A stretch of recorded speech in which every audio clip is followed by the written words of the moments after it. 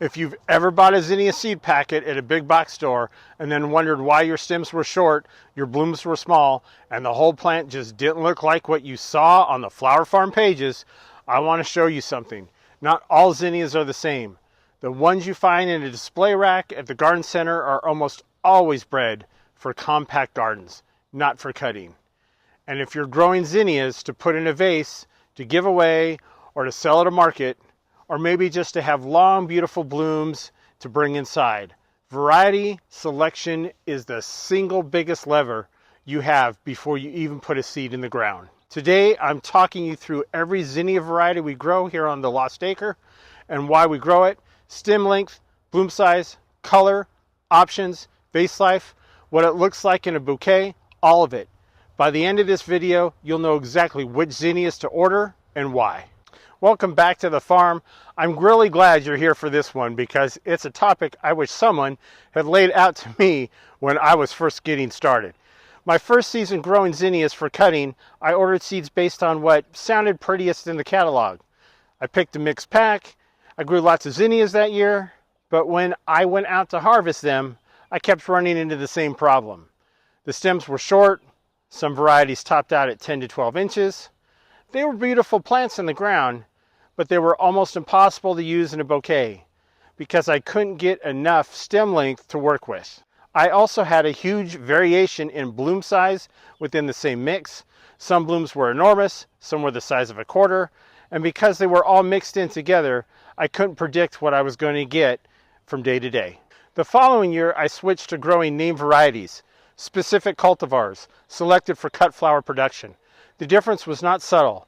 I went from struggling to get 14-inch stems to constantly harvesting stems between 18 and 24 inches.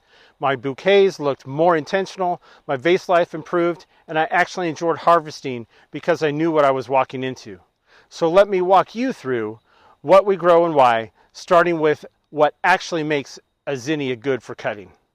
Before I get into specific varieties, I want to give you the criteria I use to evaluate any zinnia for cut flower production. Because once you know what to look for, you can evaluate seed catalog descriptions yourself and make smarter choices. 1. Stem length. This is the first filter. For a useful cut zinnia flower, you want stems that constantly reach 18 inches or longer after pinching. Anything under 14 inches is going to be very limiting in arrangements. When you see a seed catalog say compact or dwarf or bedding, this is not a cut flower zinnia. Move on. Number 2, bloom size. For bouquets and market selling, larger blooms have more visual presence. Most of the cut flower zinnia varieties we grow produce blooms in the 3 to 5 inch range. That's what reads well in a hand-tied bouquet and what customers tend to reach for. Number 3, vase life. Cut flower zinnias should last 7 to 10 days in a clean vase with fresh water. Some varieties are more consistent here than others. I'll call that out as we go through each one. Number 4 is color availability. This depends entirely on what palette you're trying to build. I'll share which series gives you the most flexibility and which ones have the most unique, hard to find colors. And number 5, productivity. How many harvestable stems does the plant produce over the season? Some varieties bloom heavily and continuously, others start strong and slow down. The best cut flower zinnias are workhorses that keep growing until frost. The first variety, and honestly the one I recommend to anyone who asks me where to start, Barney's Giants.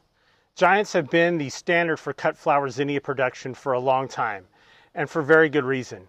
Stems on a well-grown, pinched giant regularly come in between 18 and 24 inches.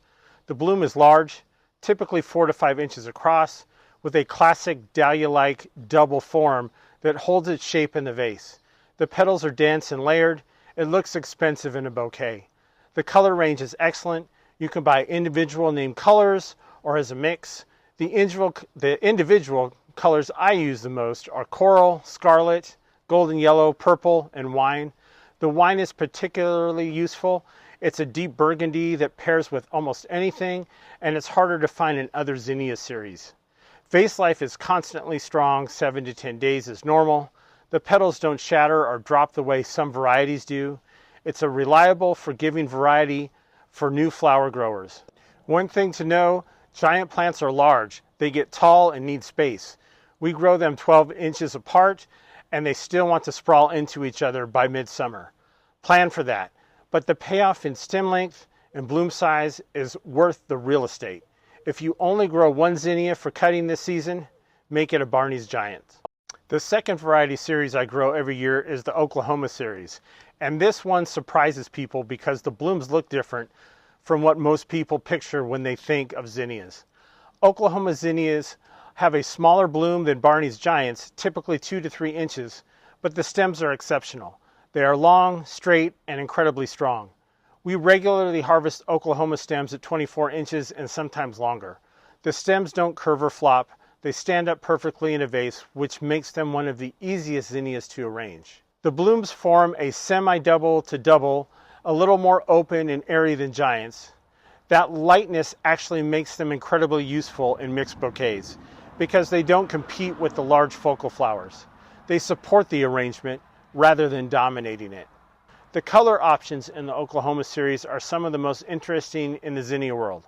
Oklahoma salmon, Oklahoma pink, Oklahoma white, and Oklahoma carmine are all beautiful. Slightly muted tones that photograph well and feel more elevated than the electric primary colors you find in standard zinnia mixes. Vase life on Oklahomas is outstanding, often 10 days or more. The flowers hold their color without fading, and the petals stay tight and organized. This is one of the best performing zinnias I've grown for long vase life. We grow Oklahomas alongside Giants in most of our beds because they complement each other. Perfectly big, full blooms from Barney's and long, graceful stems from Oklahomas in the same bouquet is a combination that works every time. If you've been watching our videos for a while now, this is the point when I'm sitting in front of this tree that I ask you to like and subscribe. And in case you have it on mute, the little bar is going to pop up to show you what to do. If this is your first video, welcome to the community. We invite you to subscribe and hit the notification bell too. Now let's get back to the video. The third category I want to cover is the Queen series, and specifically the lime-based colors. These have become some of the most talked about zinnia colors in the cut flower world over the last few years, and we grow several of them every season. Queen Lime is a chartreuse green zinnia. Let that land for a second, a green zinnia. It sounds like it shouldn't work in a bouquet, and yet it's one of the most requested colors we grow. It pairs with everything. It reads as sophisticated and unusual. Florists love it. Farmers market customers stop to look at it. Queen Red Lime is a bicolor, red with a lime green blushing through the petals.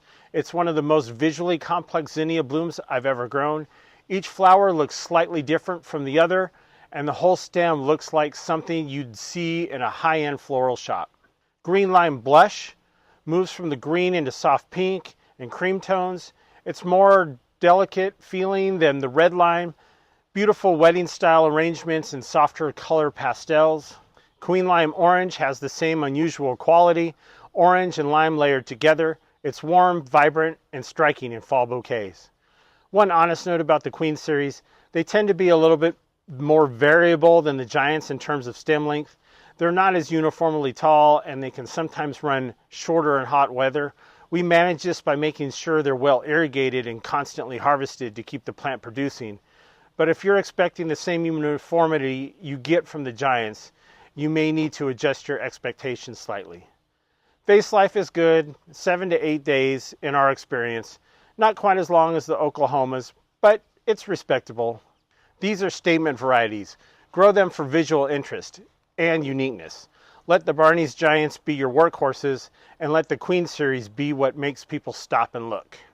Beyond those three main series, I want to mention a few other varieties that have earned constant spots in our planting plan. Uproar Rose. This is a large flowering zinnia. Bloom size can reach 5 to 6 inches across, which is about as large as a zinnia gets. The color is a warm, clear rose pink that photographs beautifully and stands out in any arrangement. Stems are strong and long. It's not as widely grown as the Barney's Giants, but it performs very similarly and has a bloom size that is massive. If you want zinnias that look dramatic and overstated, Uproar Rose is the one. Zinderella Peach. This is a peony flowered zinnia. The bloom is ruffled, densely petaled, and looks almost more like a peony than a zinnia from a distance. It's a conversation piece in a bouquet. The peach color is soft and warm. Stem length is decent, not as long as Oklahoma's, but workable if you pinch them. Grow this for specialty and uniqueness. Giant cactus mix. If you want texture and unusual bloom form, the cactus flowering types have a quill-like petal that gives arrangements a completely different look from the classic zinnia form.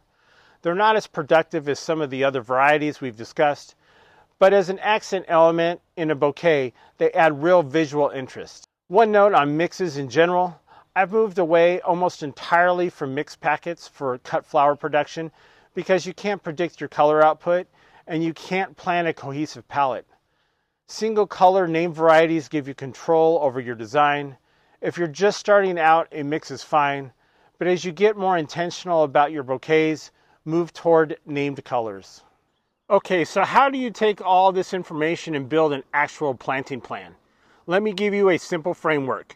Start with a backbone variety that's your highest volume, most reliable producer. For almost everyone, that's going to be the Barney's Giant. Dedicate the most bed space to your backbone variety. In this case, roughly 40 to 50% of your zinnia bed. Add a stem length variety. The Oklahoma series fills this role perfectly. These go into arrangements when you need height and structure.